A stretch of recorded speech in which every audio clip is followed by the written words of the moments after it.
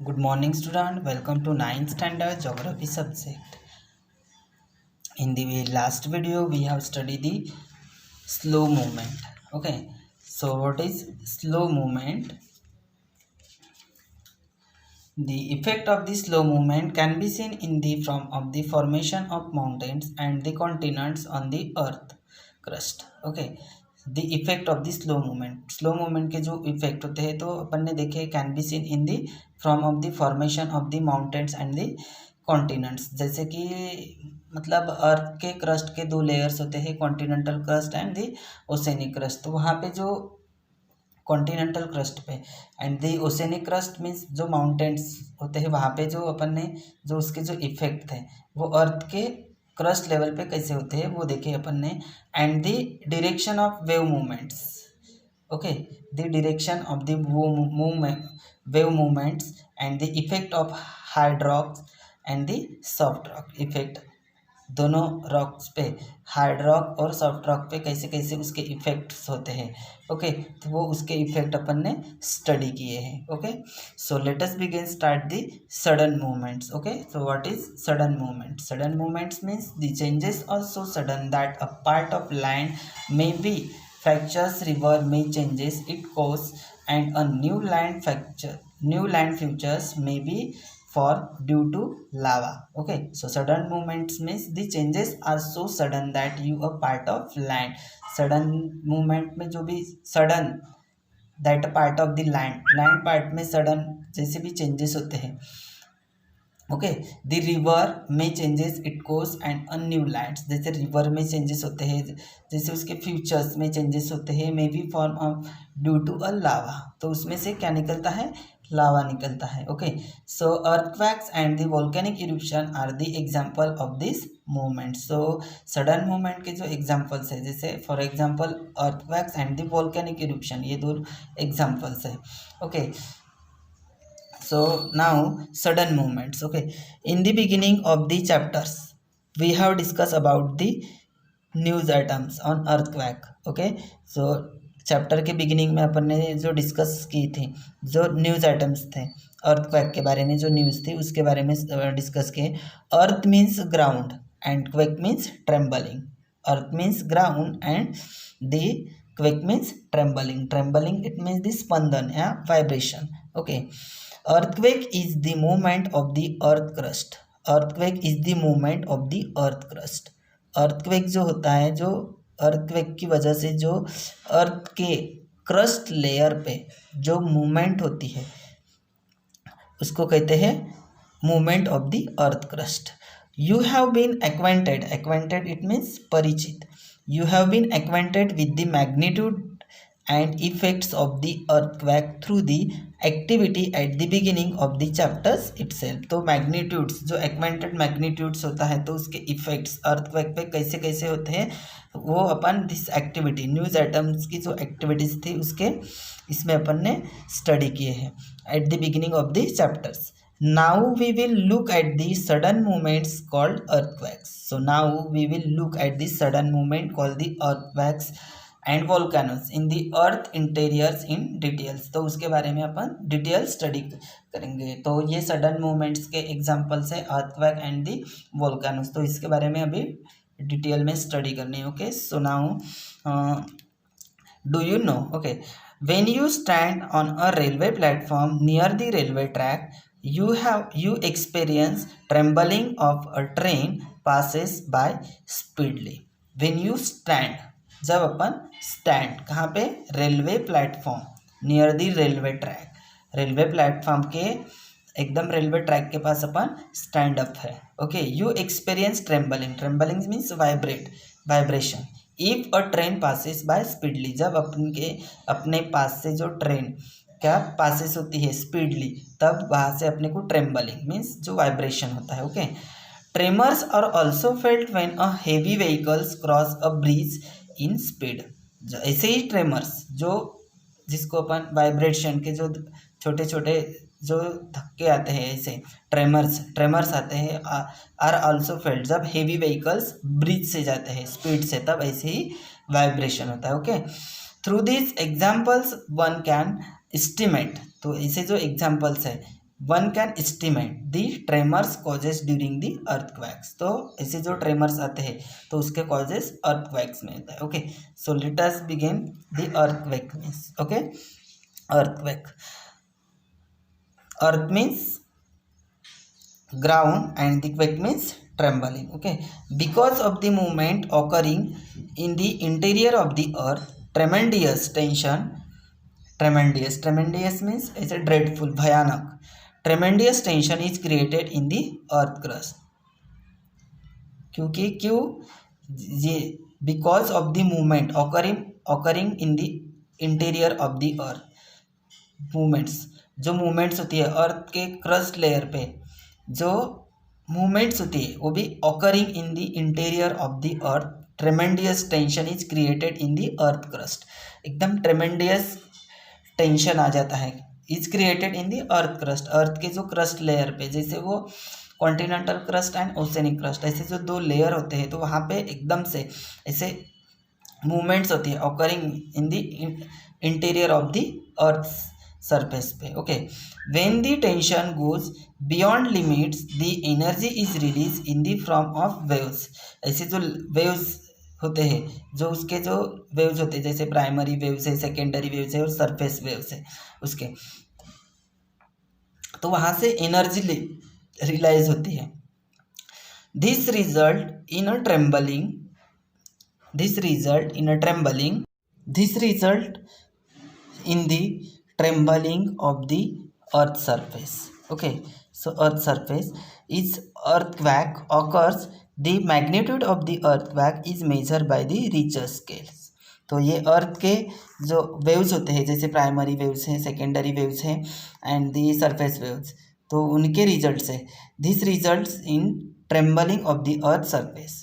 सो earthquake occurs, तो ये इस लेयर पे जो ऐसे जो वेव्स होते हैं उसके प्राइमरी, सेकेंडरी और सरफेस वेव, तो वहाँ से अर्थक्वेक ऑकर्स करता है। The magnitude of the earthquake is measured by Richard scale.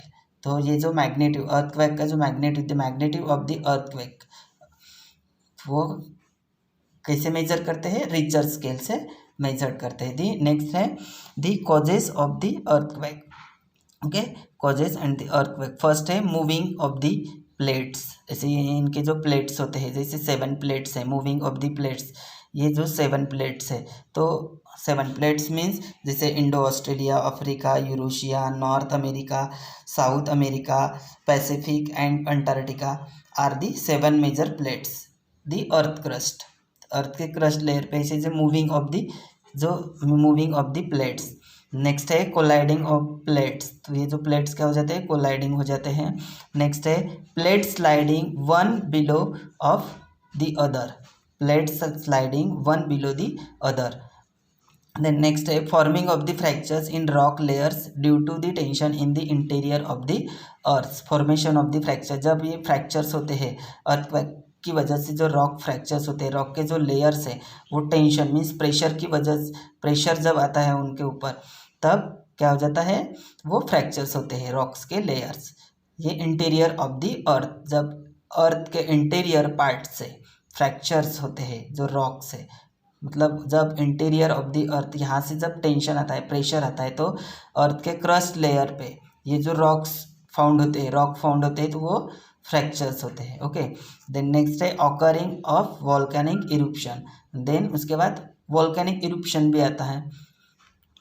Okay, so देखो in this diagram to show the simple seismograms and graphs. Okay, इस लेयर में डू यू नो, जैसे देखो ये यहाँ पे दिया है पी मीन्स ऐसे जो वेव्स होते हैं, ऐसे 3 पार्ट्स होते हैं वेव्स के, जैसे ये primary, P means primary, S means secondary and the L means जो अपने जो सरफेस लेयर होती है वो सरफेस वेव जिसको कहते हैं सरफेस। ओके, सो नेक्स्ट है do you know Indo Australia, Africa, Eurasia, North America, South America, Pacific and Antarctica are 7 major plates the earth crust is made up of such plates. जैसे ये जो 7 plates है तो इनसे जो अर्थ की crust layer है तो इससे बनी हुई है 7 प्लेट्स से। Okay, made up of such plates.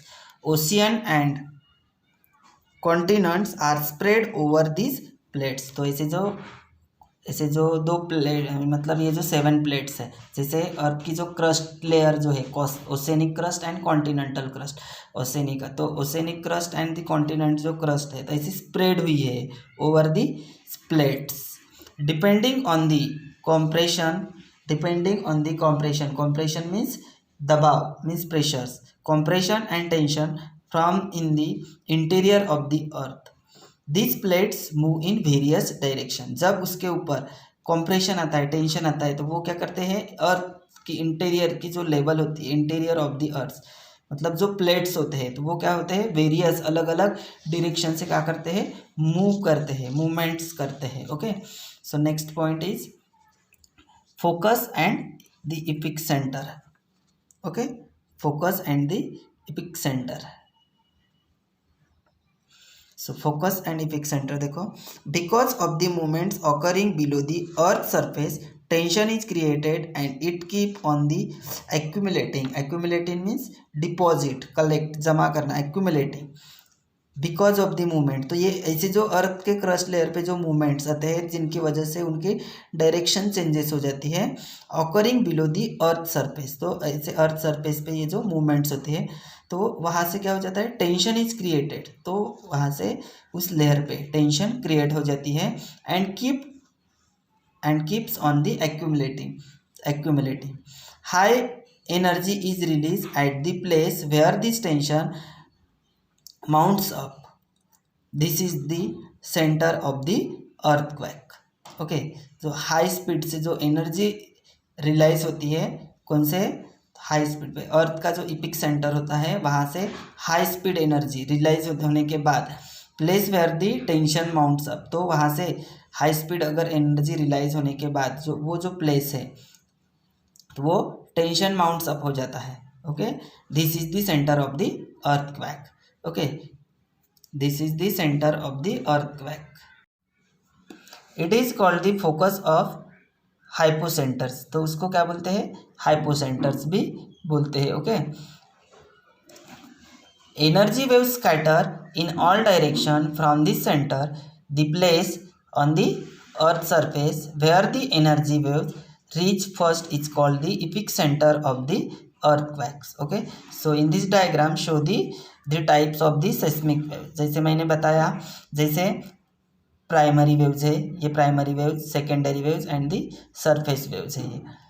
ये अर्थ का इपिक सेंटर, ये जो पार्ट दिया हुआ है ये अर्थ का इपिक सेंटर से, यहाँ पे अगर हाई स्पीड एनर्जी अगर रिलाइज हो गई तो ये जो लेयर्स है तो ये क्या करते हैं, मूव करते हैं। ओके, ये जो जैसे प्राइमरी वेव्स है, सेकेंडरी वेव्स है, सरफेस वेव्स है, तो ये क्या करते हैं, वहाँ से मूव करते हैं, मूव होते हैं। द प्लेस देखो, the place on the earth surface where this energy wave reach first is called the epicentre of the earthquake. It is the nearest place on the earth surface from the focus and it experience in the first tremor. तो सबसे पहले जो tremors आता है तो वो अर्थ के crust layer पे। ओके, तो ये जो अर्थ की क्रस्ट लेयर होती है तो वहाँ पे nearest place on the earth surface, earth का जो सरफेस फॉर्म है, मतलब जैसे जो क्रस्ट लेयर है, कॉन्टिनेंटल एंड ओसेनिक क्रस्ट है, तो वहाँ पे सबसे ज़्यादा फोकस करता है ये।